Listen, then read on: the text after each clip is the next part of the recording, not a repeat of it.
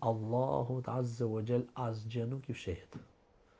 Asgjë nuk i fshehet. E për këtë arsye, pasi që Allahut Azza wa Jall nuk i fshehet, a nuk ke turp? A nuk turprohesh që Zoti të çeh në një gjendje ku Allahu Azza wa Jall është i hidhur prej asaj gjendje?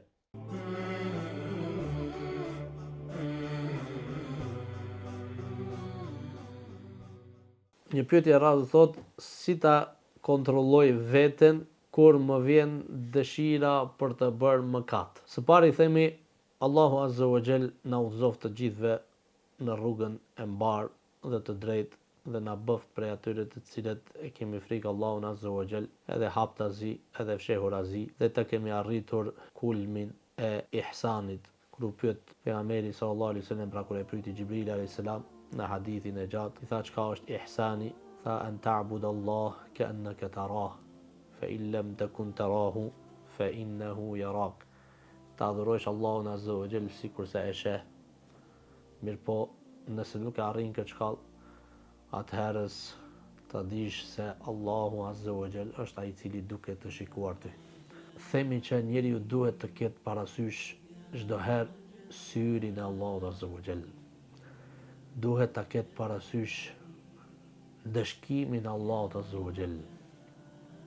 Duhet ta ketë parasysh pasojat e gjunahut, të cilat i trashëgon ky gjunah në zemrën e tij.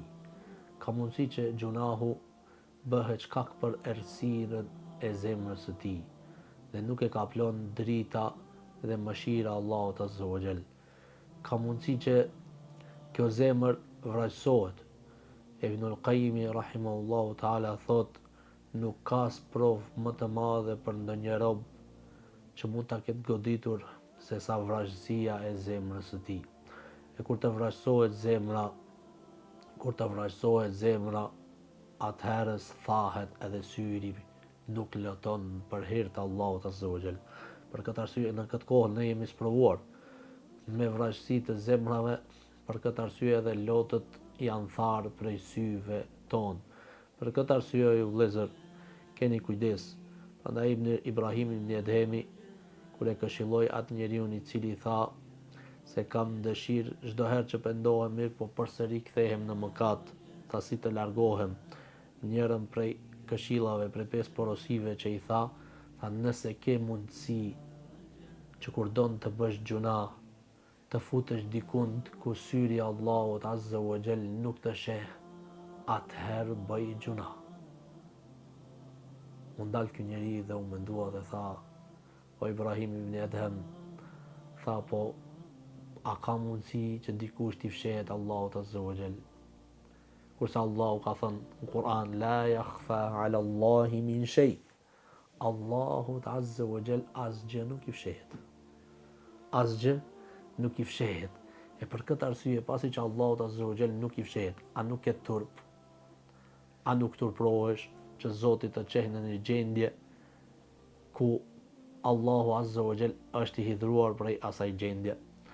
A nuk të kujtohet ty se një ditë do darish para Allahut Azza wa Jall, ditën e llogarisë? Po nëse Allahu Azza wa Jall nuk t'i fsheh të metat e tua dhe të shpalos para gjithë krijesave, gjineve dhe njerëzve dhe melekëve, dhe të shpalos ty dhe të turpron, a nuk të kujtohet ajo ditë se ndoshta do të bëhet dita më e turpshme e jetës tënde? Pra për këtë arsye, ke kujdes. Mos u lajthit, mos u jep pas pasioneve, mos u jep pas ndjekjes së epshit tënd, për shkak se epshi shtyjen në devijim, epshi çon në shfrenim, epshi çon në largim prej adhurimit të Allahut Azza wa Jall.